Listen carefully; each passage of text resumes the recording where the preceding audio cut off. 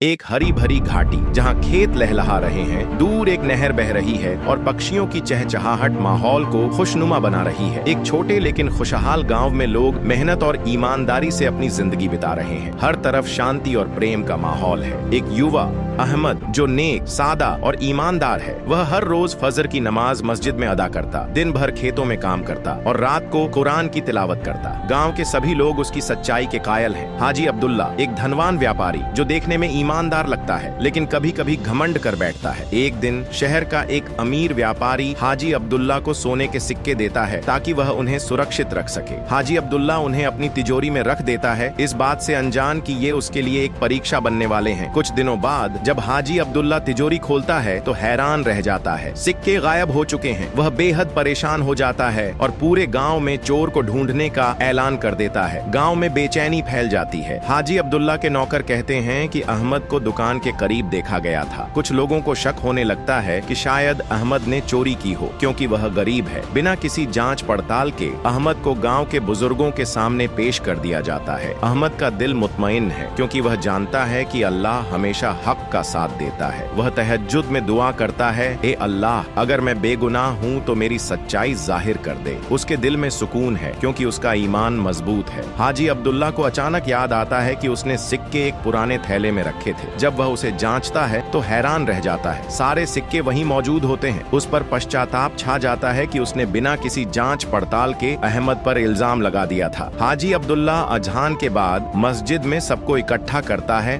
और ऐलान करता है, अहमद बेगुनाह है, मुझसे गलती हुई और मैंने बेवजह उस पर इल्जाम लगाया। गांव के लोग हैरान रह जाते हैं और अहमद से माफी मांगने लगते हैं। अहमद मुस्कुरा कर कहता है, क्योंकि मेरा यकीन था कि अल्लाह मेरी सच्चाई को जाहिर कर देगा। उसकी आज़ी और दरगुजर की सिफत गांव वालों को प्रभावित करती है। हाजी अब्दुल्ला शर्मिंदगी के साथ अहमद को इनाम के तौर पर जमीन देने की पेशकश करते हैं, मगर अहमद नरमी से इनकार करते हुए कहते हैं, मेरा सबसे बड़ा इनाम यह है कि मेरा रब मेरे हक में गवाह बन गया और मेरी सच्चाई साबित हो गई। इस वाक़ये के बाद अहमद की इज्जत और बढ़ जाती है। लोग उससे रहनुमाई लेने लगते हैं और गांव में यह सबक आम हो जाता है कि सच्चाई सबसे बड़ी ताकत है। अगर हम ईमान और सब्र के साथ सच पर कायम रहें तो अल्लाह हमेशा हमारी मदद करता है।